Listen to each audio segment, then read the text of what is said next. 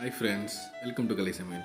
இன்னைக்கு வீடியோவில் வந்து பார்த்தீங்கன்னா செட்டிநாடு ஸ்டைலில் காளான் பிரியாணி, செட்டிநாடு மஷ்ரூம் பிரியாணி எப்படி செய்யறதுன்னு வீடியோவில் பார்க்கலாம். ஸோ ஃபஸ்ட் டைம் நம்மளும் இதை ட்ரை பண்ணியிருக்கோம். ஸோ இதில் என்னென்ன ப்ரிப்ரேஷன் மெத்தட் இருக்குது, நம்ம என்னென்ன பொருட்கள் இதில் ஆட் பண்ணுறோம், ஸோ எந்தளவுக்கு இது நமக்கு டேஸ்ட்டாக வந்திருக்குங்கிறத வீடியோவில் பார்க்கலாம். ஸோ அதுக்கு முன்னாடி நம்ம சேனல் ஃபஸ்ட் டைம் பார்த்தீங்கன்னா மறக்காமல் நம்ம சேனலை சப்ஸ்கிரைப் பண்ணிக்கோங்க. இது எப்படி செய்யறதுன்னு வீடியோவில் பார்க்கலாம். வாங்க வீடியோக்குள்ளே போகலாம். ஃபஸ்ட்டு வந்து பார்த்திங்கன்னா ஒரு 1/2 kg அளவுக்கு வந்து பார்த்திங்கன்னா இந்த காளான் எடுத்துகிட்டு நேராக போட்டு வந்து ஒரு 450 கிராம் இருக்கும். ஸோ அந்தளவுக்கு வந்து காளான் வந்து பார்த்திங்கன்னா பட்டன் காளான்ஸ் தான். ஸோ இந்த மாதிரி கட் பண்ணி கழுவி தனியாக வச்சுக்கிட்டேன். அடுத்து வந்து பார்த்திங்கன்னா காளான் கூட மிக்ஸ் பண்ணுறதுக்காக என்னென்ன தேவைன்னு சொல்லிட்டு நான் தனியாக சொல்கிறேன். அதுக்கு முன்னாடி வந்து பார்த்திங்கன்னா ஆனியன், இஞ்சி பூண்டு, கருவேப்பிலை, கொத்தமல்லி, புதினா, பச்சை மிளகாய், தக்காளி இதெல்லாமே கட் பண்ணி வச்சுட்டேன். அடுத்து வந்து பார்த்திங்கன்னா ஒரு பாத்திரத்தில் வந்து பார்த்திங்கன்னா நம்ம கட் பண்ணி வச்சுருக்க காளானை ஆட் பண்ணிக்கலாம்.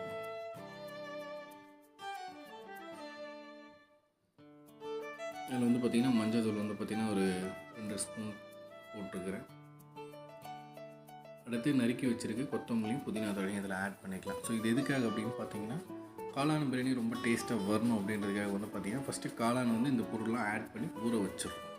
நெக்ஸ்ட் வந்து தயிர் வந்து ஆட் பண்ணிக்கலாம். தயிர் வந்து பார்த்திங்கன்னா நான் ஒரு 1/2 கப் அளவு தயிர் ஆட் பண்ணியிருக்கேன். அடுத்து வந்து தனியாத்தூள் ஆட் பண்ணிக்கலாம். ஸோ நான் தனியாத்தூள், சீரகத்தூள் ரெண்டுமே சேர்த்து இதில் ஆட் பண்ணியிருக்கேன்.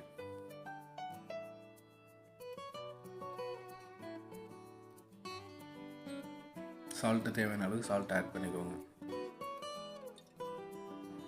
இஞ்சி பூண்டு வந்து நீங்கள் இஞ்சி பூண்டு பேஸ்ட்டு போட்டாலும் சரி, இந்த மாதிரி நம்ம ரெகுலராக யூஸ் பண்ணுற மாதிரி இஞ்சி பூண்டு தனித்தனியாக ரெடி பண்ணி இடித்து எடுத்து ஒன்றா போட்டுக்கிட்டாலும் சரி. நான் இடித்து இந்த மாதிரி போட்டுக்கிட்டேன். அதில்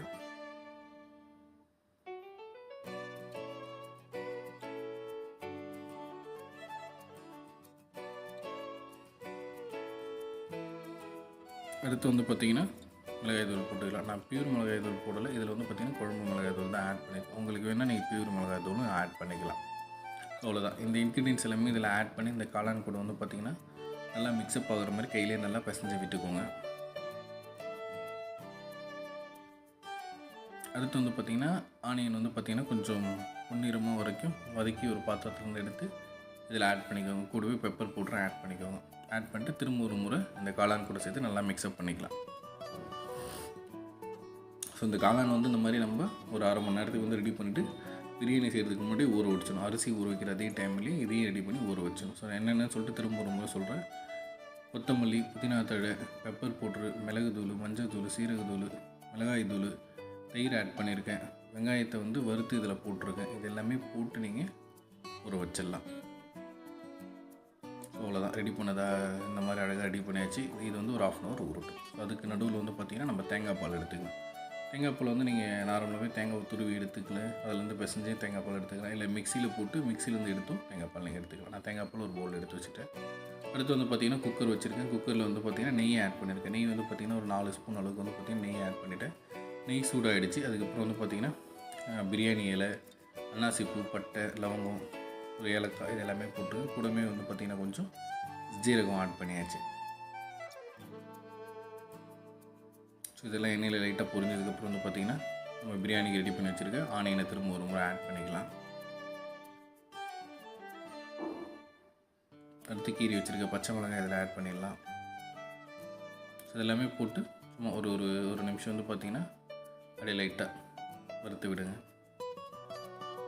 கொஞ்சம் லைட்டாக வறுத்து எடுத்ததுக்கப்புறம் வந்து பார்த்திங்கன்னா தக்காளி ஆட் பண்ணிக்கலாம். அதில் தக்காளி வந்து உங்கள் டேஸ்ட்டுக்கு ஏற்ற மாதிரி தான். உங்களுக்கு எந்தளவுக்கு புளிப்பு வேணுமோ அதுக்கேற்ற மாதிரி தக்காளி இதில் ஆட் பண்ணிக்கோங்க.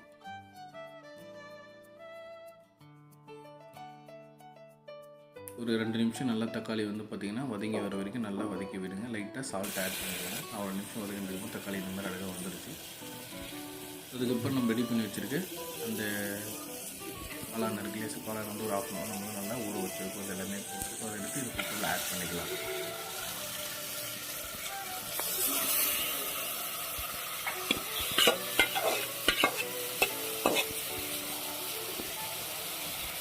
ஆட் பண்ணிட்டு தக்காளி கிட்ட நல்லா சேர்க்குற மாதிரி நல்லா கிளறி விடுங்க.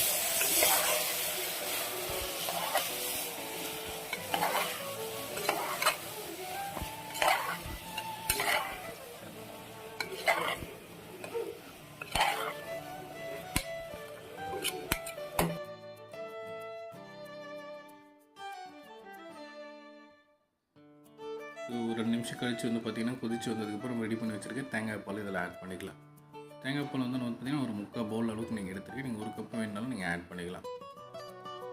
தேங்காய் பால் நம்ம ஆட் பண்ணிட்டு நல்லா மிக்ஸ் பண்ணி விட்டுக்கோங்க. அடுத்து வந்து பார்த்திங்கன்னா நம்ம ஊற வச்சுருக்க ரைஸ் வந்து பார்த்திங்கன்னா நான் வந்து பவுல் கணக்கில் சொன்னால் ஒரு 1.25 பவுல் அளவுக்கு வந்து ரைஸ் எடுத்துருக்கேன். இந்த காம்பினேஷனுக்கு உங்களுக்கு எந்த அளவுக்கு நீங்கள் ரைஸ் வேணுமோ அதுக்கேற்ற மாதிரி எடுத்துக்கணும். அவ்வளோதான். ரைஸ் குச்சி வந்ததுக்கப்புறம் வந்து பார்த்திங்கன்னா ஒரு குக்கர் மூடி போட்டு ஒரு 5 விசில் வர வரைக்கும் விட்டிங்கன்னா ஒரு டேஸ்ட்டான காளான் பிரியாணி அது செட்டிநாடு ஸ்டைலில் ரெடி ஆகிடுச்சு. நீங்கள் பார்த்தீங்கனாலே தெரியும். நம்ம ஒரு பிளேட்டில் இப்போ சர்வ் பண்ணிக்கலாம். கூடவே வந்து ரைத்தா ரெடி பண்ணி வச்சுருக்கோம். ரைத்தாவும் இது கூட ஆட் பண்ணிக்கலாம். ஸோ இந்த காம்பினேஷன் ஃபஸ்ட் டைம் நம்ம ட்ரை பண்ணியிருக்கோம். ஸோ சூப்பராக வந்திருக்கு. டேஸ்ட் பண்ணி பார்க்கும்போது நீங்களும் உங்கள் வீட்டில் இந்த மாதிரி குக்கரில் ஈஸியாக செட்டிநாடு ஸ்டைலில் ஒரு சூப்பரான காளான் பிரியாணி செய்யலாம். ட்ரை பண்ணி பாருங்கள். பார்த்துட்டு எப்படி இருந்துச்சு சொல்லி கமெண்ட் செக்ஷன் சொல்லுங்கள். ஸோ இந்த வீடியோ கண்டிப்பாக உங்களுக்கு பிடிச்சிருக்கும் நம்புறோம். பிடிச்சிருந்தால் மறக்காமல் லைக் பண்ணுங்கள், ஷேர் பண்ணுங்கள். ஃபஸ்ட் டைம் நம்ம சேனலில் பார்த்தீங்கன்னா மறக்காமல் சப்ஸ்கிரைப் பண்ணிக்கோங்க. தேங்க்யூ ஃபார் வாட்சிங். கலைசேமன் சீக்கிரம் இன்னொரு வீடியோவில் பார்க்கலாம். தேங்க்யூ.